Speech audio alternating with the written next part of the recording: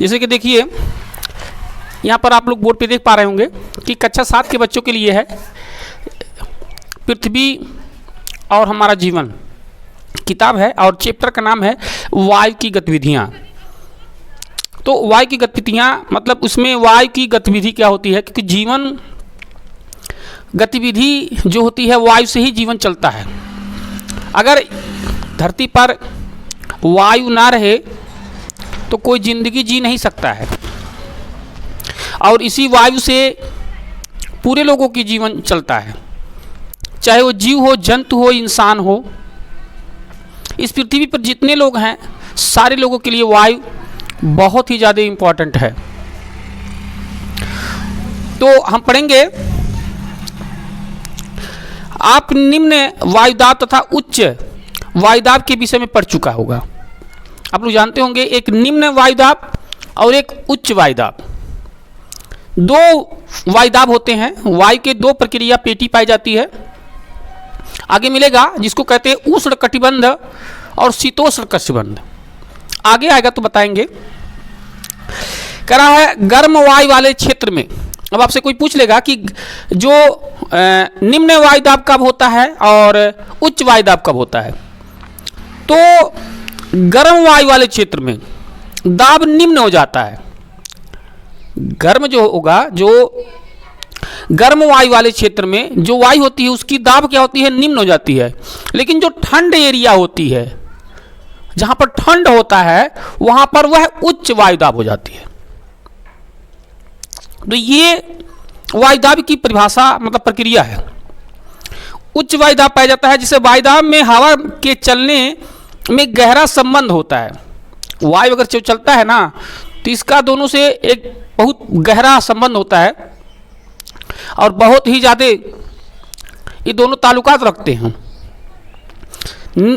आप कभी देखे होंगे कि हवा बड़ी तेज चलता है तो बड़ी तेज चलता है तो आपके पूरे शरीर की टेम्परेचर जो होता है डाउन कर देता है, अब पूरी वातावरण एकदम शिथिल हो जाती है। वही क्या होता है कि जब आप कभी कभी गर्मियों में देखते हैं तो जो बहुत तेजी से धूप होता है, गर्मी होती है, तो उस समय जो आपका वायु होती है वो बहुत निम्न होती है, मतलब बहुत कम होता है, हल्का होता है, टूट जाता है, जल्दी से बिखर जाता है। लेकिन वही हवाएं जब ठंडक में चलती है तो वो चीज़ बहुत तेजी से होता है और उसकी दाब जो होता है अधिक हो जाता है।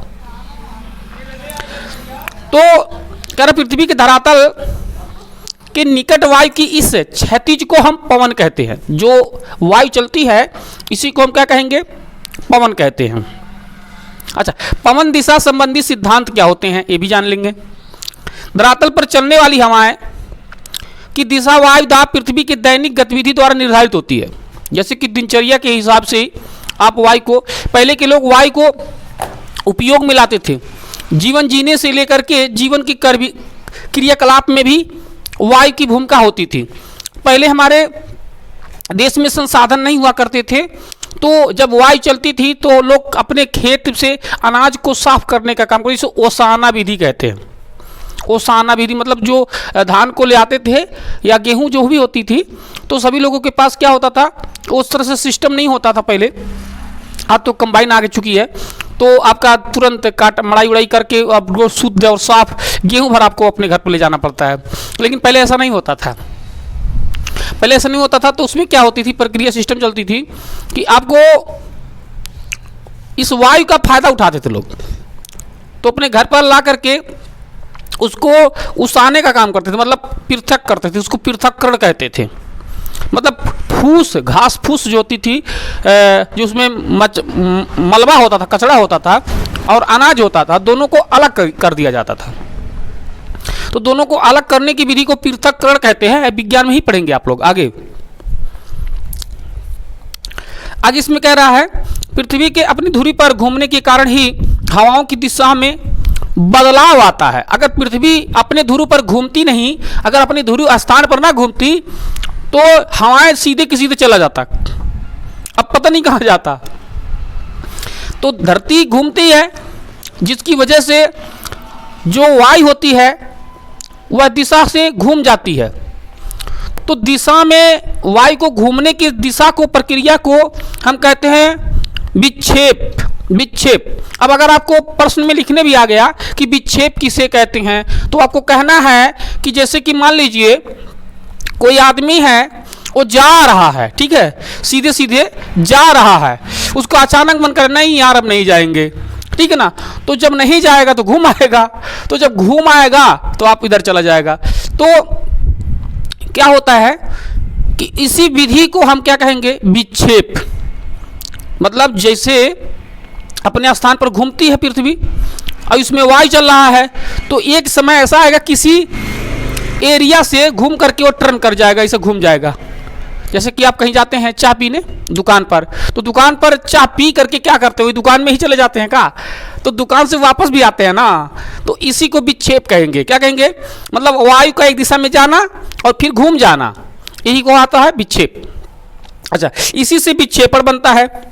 कह रहा है वायु के अपने मार्ग से विचलित होने की प्रक्रिया को विक्षेपण कहते हैं। विचलित में तब बदल जाना।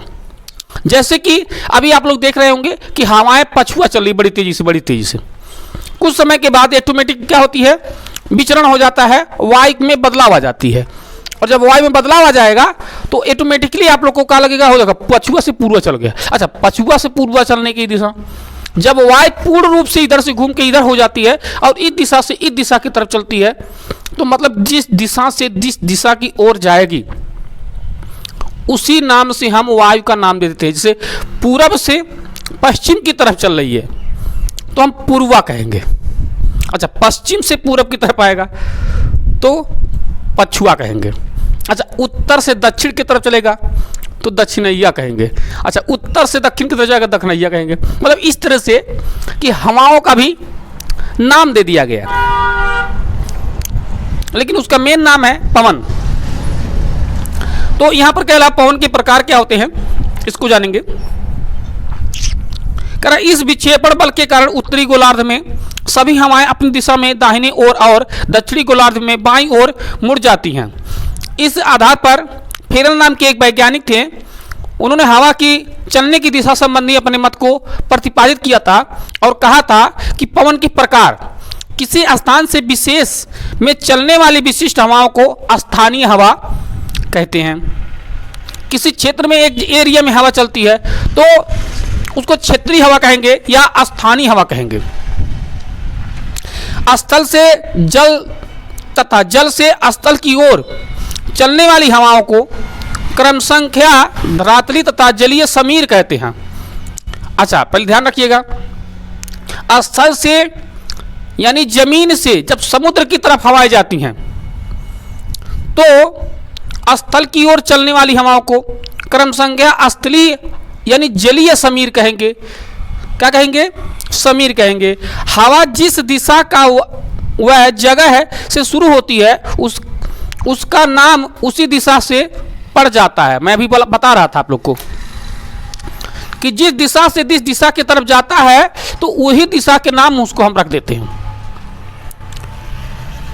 और तिरछा हवा चलती है तो क्या कहेंगे, तिरछा हवा चल रही है, क्षैतिज चल रहा है।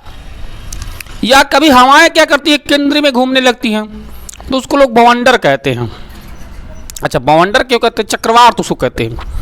तो पृथ्वी में घूर्णन शक्ति होने के कारण हवाओं को क्या करती है, खींचती है, और जब खींचती है तो पृथ्वी पर छोटे छोटे मतलब चक्रवात उतरते हैं, और वही अगर चक्रवात बड़ा रूप धारण कर लेता है तो उसी को प्राकृतिक आपदा के नाम से भी जानते हैं। बहुत बड़ी तूफान आ जाता है, जगह जगह पे नुकसान कर देता है, घर उड़ा देता है, पेड़ तोड़ देता है, मतलब तमाम तरह से क्षति पहुंचा देता है। तो अब हम बात करेंगे यहाँ पर कि हवा जिस दिशा व जगह से शुरू होती है उसका नाम उसी दिशा के नाम से पड़ जाता है। ऐसी हवा जो वर्ष भर एक निश्चित दिशा में चलती हो उसे गरही हवा कहे, गरही मतलब गरही मतलब ग्रह पर चल रहा है, ठीक है ना, कहा जाता है।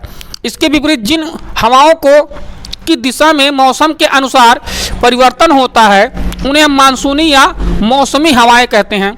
इस तरह हवाओं को दो भागों में बांटा गया है। जैसे यहाँ पर कह रहा अस्थाई हवा जिसका नाम है सनातनी हवा,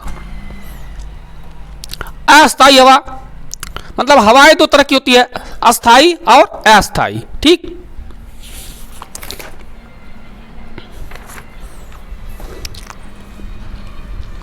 जैसे कि आप लोग जानते हैं कि मैंने अभी बताया कि अस्थाई हवा और अस्थाई। अब अस्थाई हवा क्या होती है, हवाओं के प्रकार पहले जानेंगे। अस्थाई या नियतवाही या अनियतवाही। तो अस्थाई नियतवाही क्या होता है, इसके तीन भाग होते हैं, व्यापारिक, पछुआ, ध्रुवी। दूसरा क्या होता है इसके, मानसूनी, स्थली और समीर। अच्छा, मानसूनी के दो भाग हैं, ग्रीष्मकालीन, शीतकालीन। अच्छा, स्थानीय के चार भाग होते हैं, चिनूक, सिरोको, बोरो और लू।